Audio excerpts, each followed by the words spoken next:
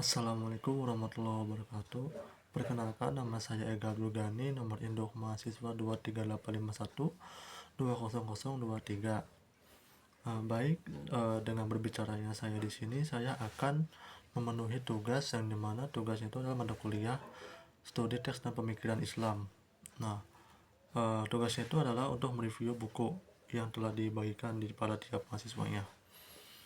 Nah, saya terbagi tugasnya itu adalah baca buku yang berjudul Filsafat Moral, yang berjudul itu Pengumuman Etis Keseharian Hidup Manusia, yang dimana karyanya itu adalah Agustinus W. Dewantara. Nah, membahas tentang bagaimana manusia itu menjalani kehidupan sehari-hari dengan pertimbangan moral. Buku ini juga menjelaskan bahwa etika itu bukan hanya sekedar teori saja, akan tetapi sangat dekat dengan kehidupan nyata manusia. Sejak awal, penulis tersebut menegaskan bahwa manusia adalah makhluk yang selalu ingin tahu ataupun yang berpikir, sehingga wajar jika manusia juga mempertanyakan tentang baik ataupun buruk dalam kehidupannya masing-masing. Isi buku ini juga cukup luas ataupun sistematis, dimulai dari pengertian etika sebagai bagian dari filsafat. Lalu masuk ke pembahasan. Nah, tentang tindakan manusia, penulis ini menjelaskan bahwa setiap tindakan manusia itu tidak sederhana, tetapi kompleks. Dalam satu tindakan saja, ada banyak unsur seperti niat, kehendak, dan pelaksanaan.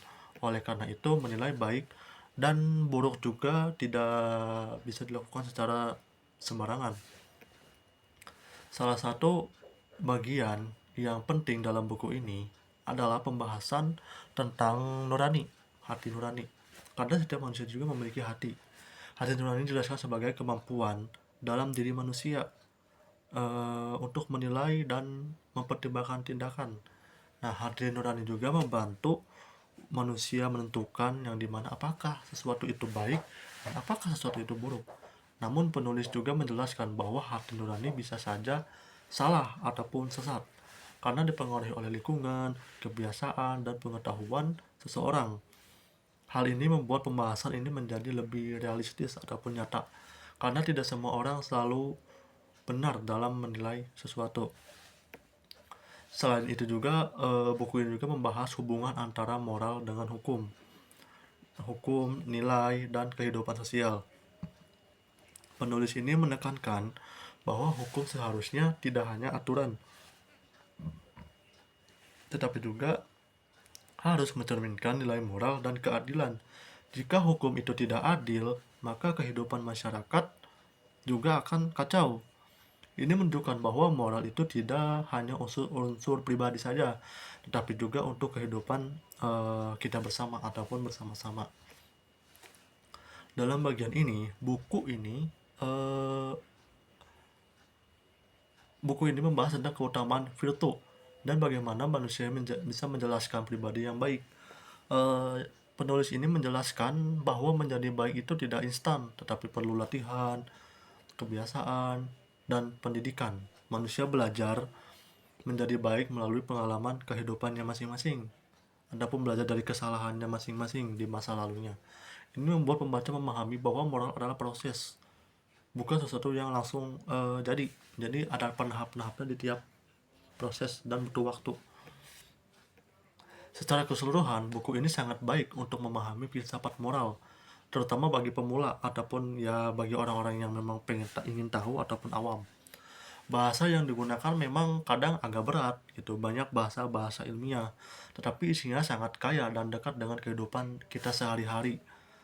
Kelebihan buku ini adalah pembahasan yang lengkap dan disertai contoh-contoh nyata sehingga mudah dipahami. Namun kekurangannya mungkin pada beberapa yang cukup teoritis sehingga perlu dibaca dengan teliti ataupun dibaca dengan berulang kali.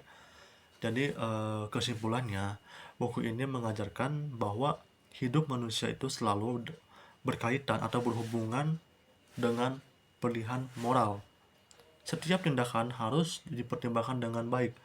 Nah, karena itulah yang menentukan kualitas hidup kita ataupun kualitas manusia. Ya, buku ini juga sangat cocok untuk membantu pembaca memahami yang dimana untuk bagaimana menjadi manusia yang baik dalam kehidupannya sehari-hari. Baik, mungkin dicukupkan. Kurang lebih mohon maaf. Assalamualaikum warahmatullahi wabarakatuh.